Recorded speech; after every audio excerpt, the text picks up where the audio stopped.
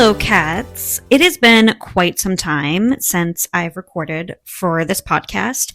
And as you can see by the title, this podcast has been rebranded. So I am very excited to announce that this is the first episode of the rebranded version of Chat About That, which is now called Chat About Tay.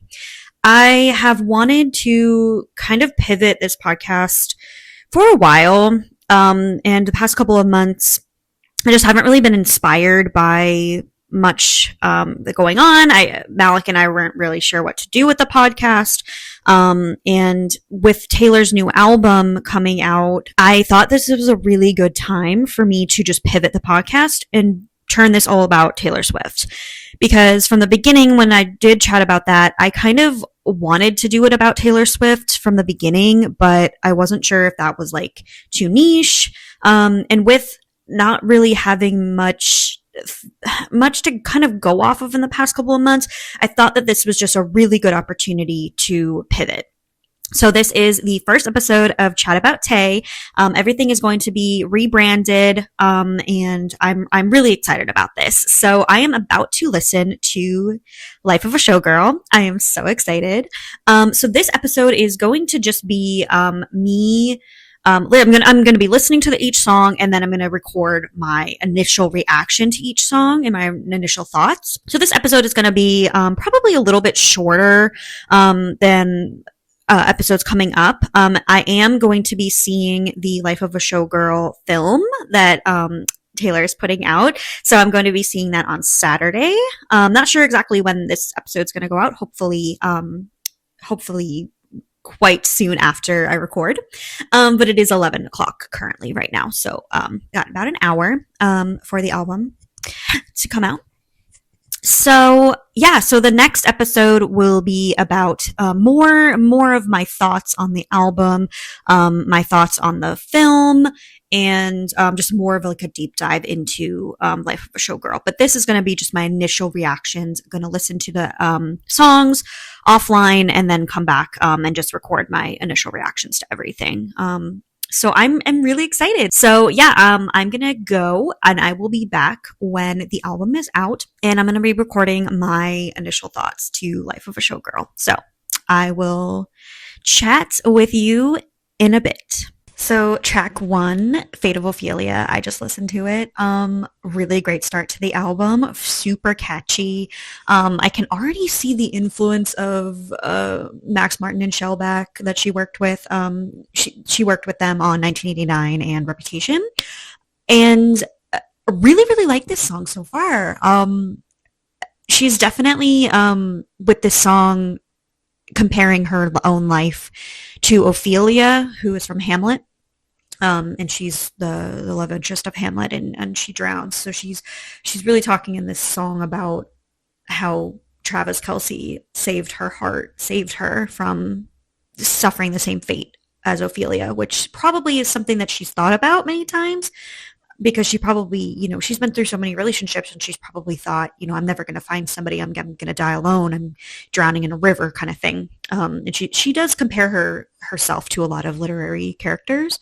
So great start to the album and super catchy. Loving it already. So next track will be Elizabeth Taylor. Elizabeth Taylor, just listened to it.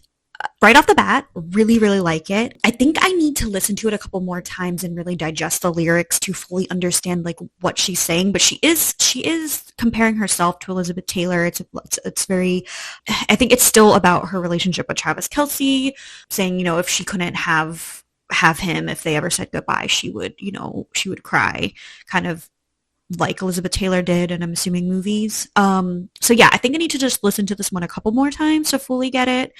But I do like it. It's still very upbeat, and I'm already liking this album after 2 songs. But she has some really clever lyrics in this one. And just reading here, I have the Genius website up so I can see the lyrics. It says that Elizabeth Taylor's spouse was he was in a performance of Hamlet, which is obviously what she's referring to and in The Fate of Ophelia. So I think that's kind of interesting. And this is the second time she's mentioned Elizabeth Taylor.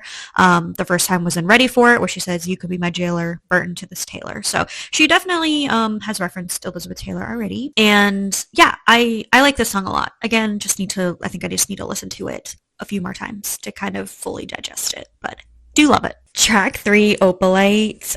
I absolutely love this. This is my favorite one so far. I know we only listened to 3. Travis Kelce also said on the podcast that this was his favorite song, and I completely understand why. This is literally her talking about how, she went through all these lovers. She's, had all these relationships. They didn't go right. But then now she's danced through the lightning strikes, sleepless, and the onyx nights, but now the sky is opalite. So it's really just about, how she went through all these trials and tribulations with relationships. But then she found Travis, and he now has made her world so much better. And I can completely see why he loves this song. And somebody also pointed out a while ago when the tracks were announced, what is that Travis Kelce's eyes are actually like the color of opalite. So maybe that's kind of where she got that from. But yeah, this is my favorite song so far on the album.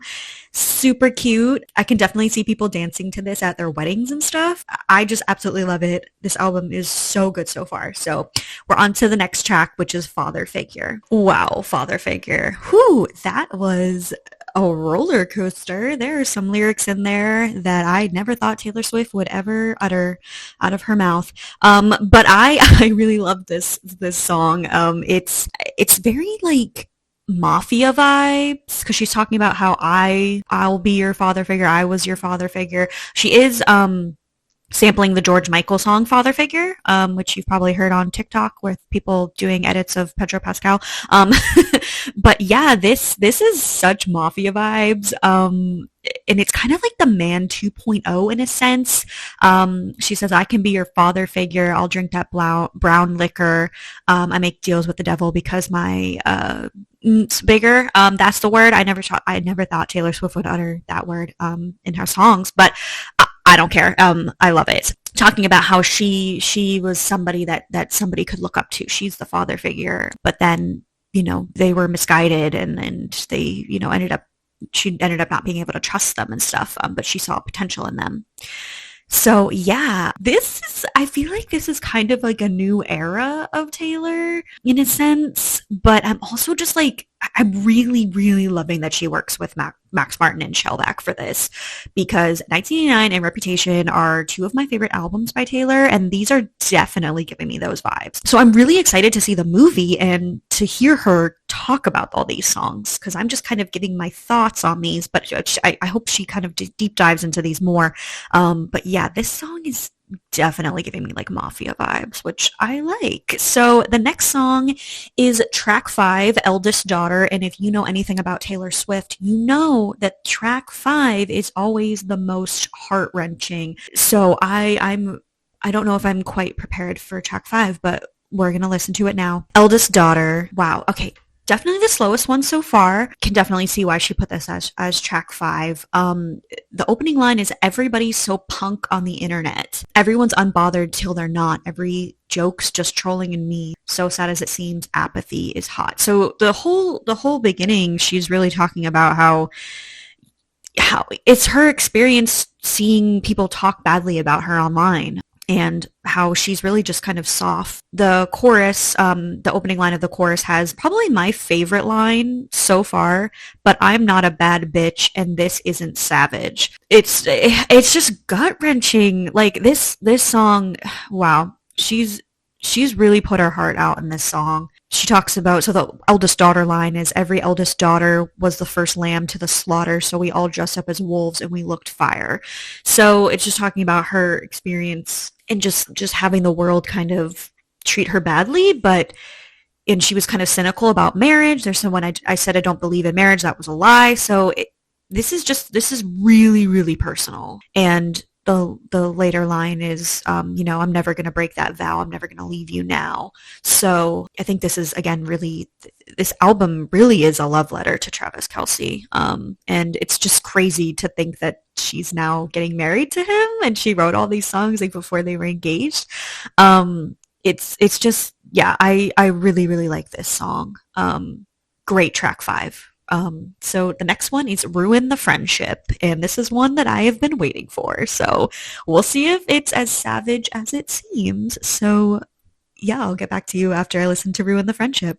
Okay, that was not what I was expecting. I don't know why I expected that to be like a diss track, but it was literally like, I feel like this is her reminiscing on like a former potential romance because she's saying, should have kissed you anyway. Your girlfriend was away. It wasn't convenient, but we should have kissed anyway. It's kind of just, there's a lot of like high school references. She drops Abigail's name in there, and the ruin the friendship line is, my advice is always ruin the friendship better than regret it for all time. So yeah, I feel like for this one, she's reminiscing, but it could also be her way of disguising something different with kind of the high school lyrics. So, because she does throw a lot of like high school references and stuff into her songs. So this could literally be what it is, reminiscing on a past relationship.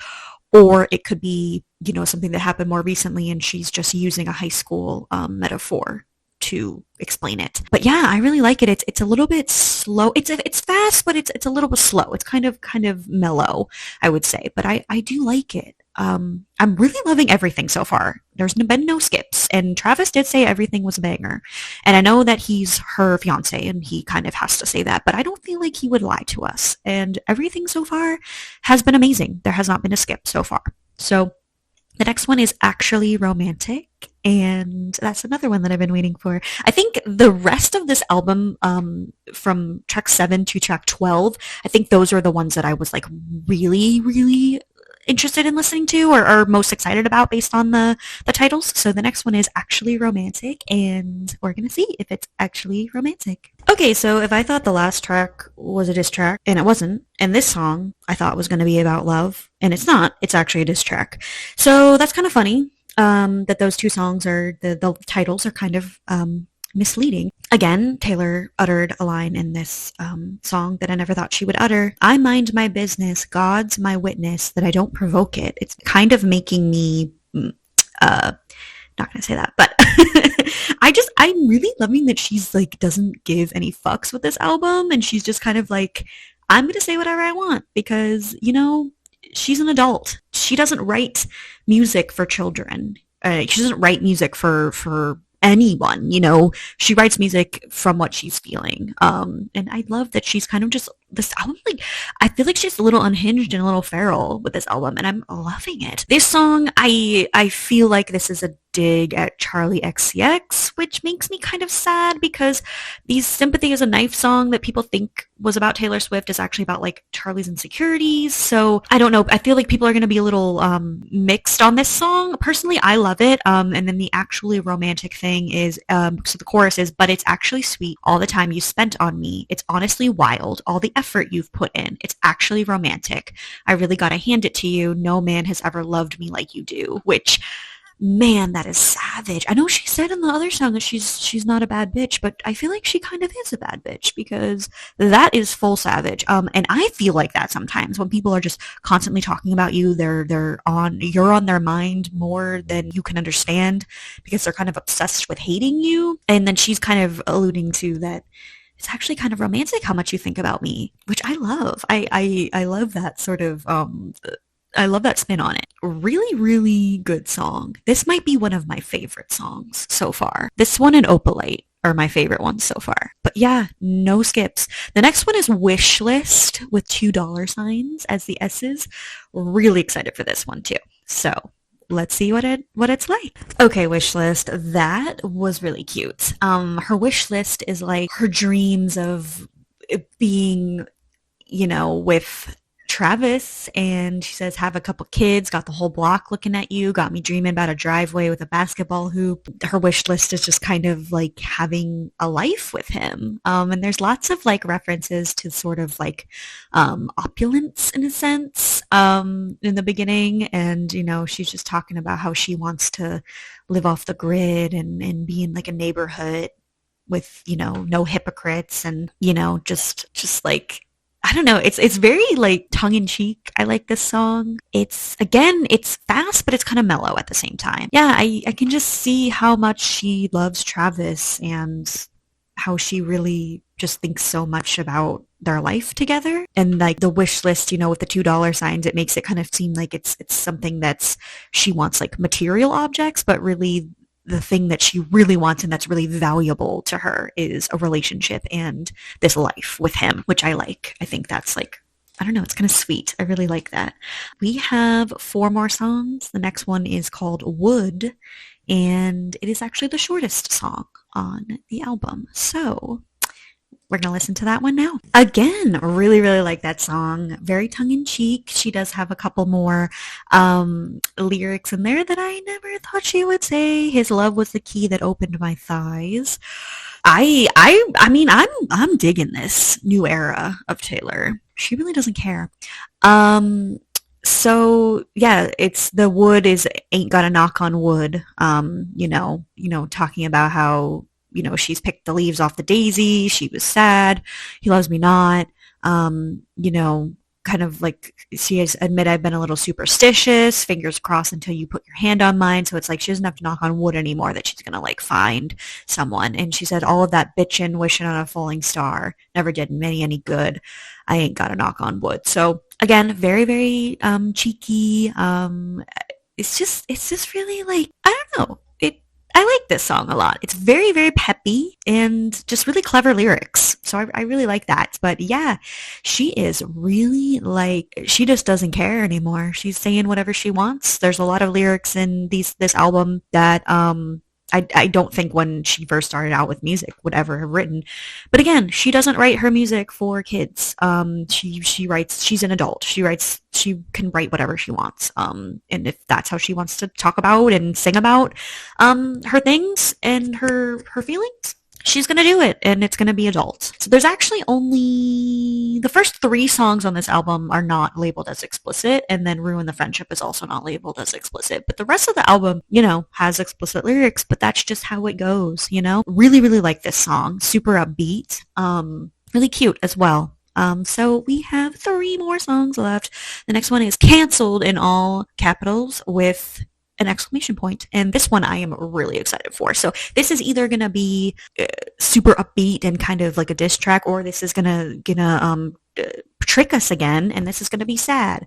So I'll let you know how it is. Oh my god, that might be in my top 3, top 5. Wow. Okay, so Canceled. It's good thing I like my friends Canceled. I like them cloaked in Gucci and in Scandal.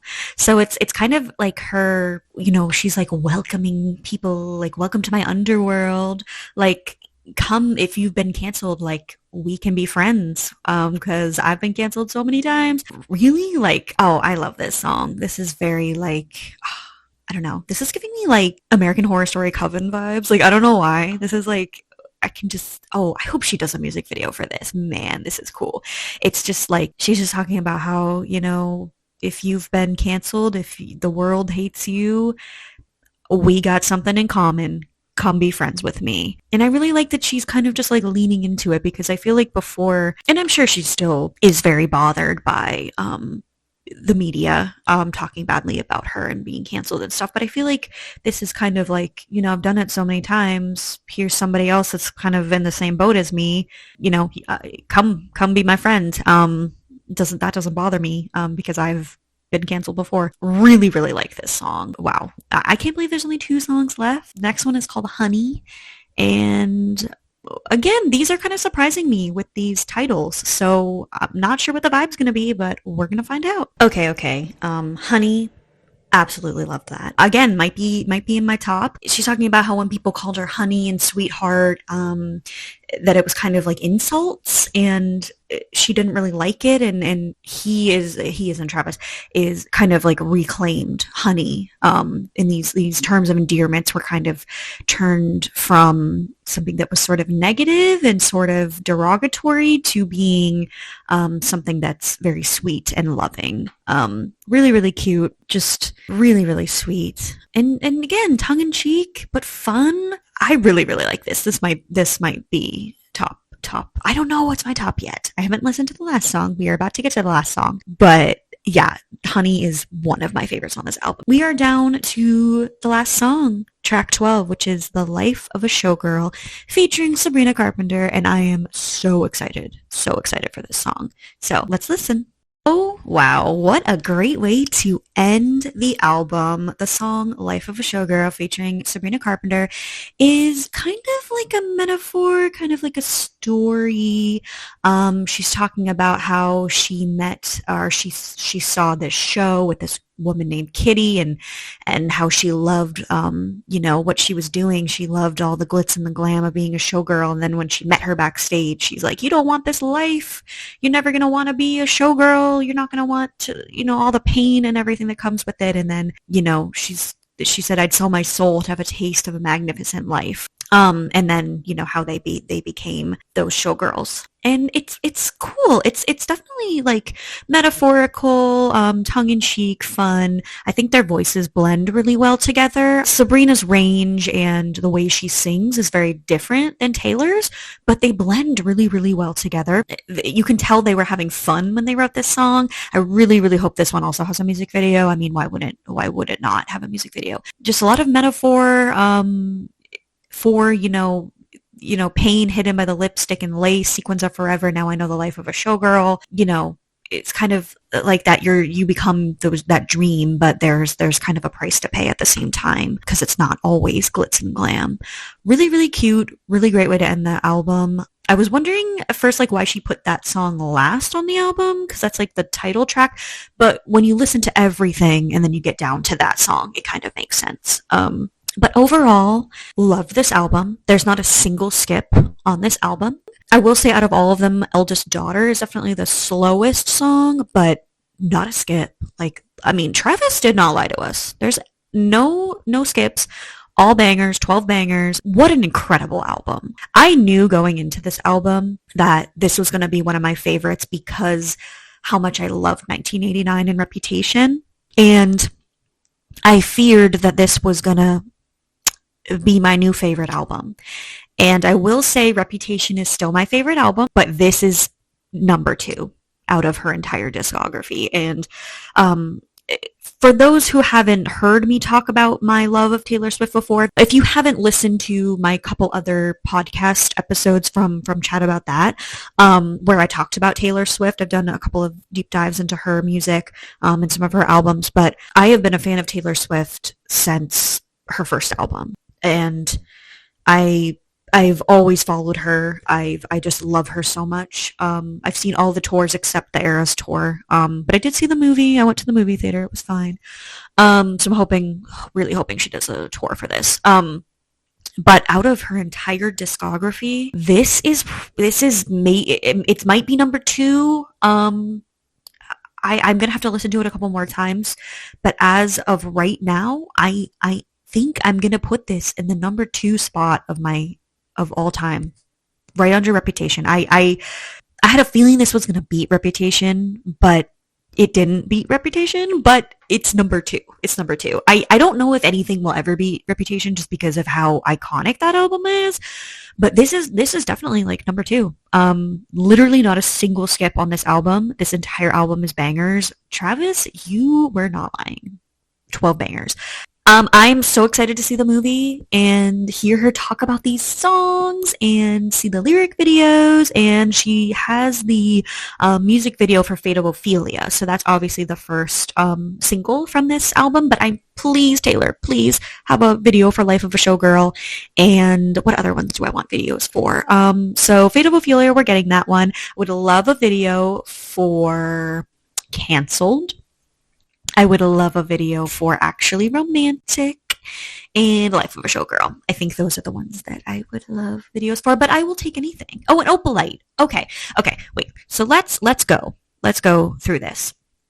Let me figure out my top favorite songs. I think my number 1 favorite song is Opalite. Then I would say number 2, I'll do my top 5 favorite songs because that's about half the album. So Opalite, I think Honey might be number 2. Really love Cancelled and Actually Romantic. I love that one. Okay, wait, no. Opalite, then Actually Romantic, then Honey, then Canceled, then maybe Wood, or maybe Life of a Showgirl. Maybe Life of a Showgirl will be number 5. Yeah. Okay. Anyway, thank you so much for listening to the first episode of Chat About Tay. I'm so excited about this pivot. I'm going to hopefully have episodes out every week. That is my goal. That was always my goal with my podcast. But now that I feel like I've really found what I want to talk about. And what I always want to talk about is Taylor Swift. So, yeah. So thank you so much for listening to this episode. Again, Chat About That is now Chat About Tay. And I'm just so excited for this journey. And thank you so much for listening. So as always, stay safe, stay classy, and I will chat again with you soon. Bye-bye.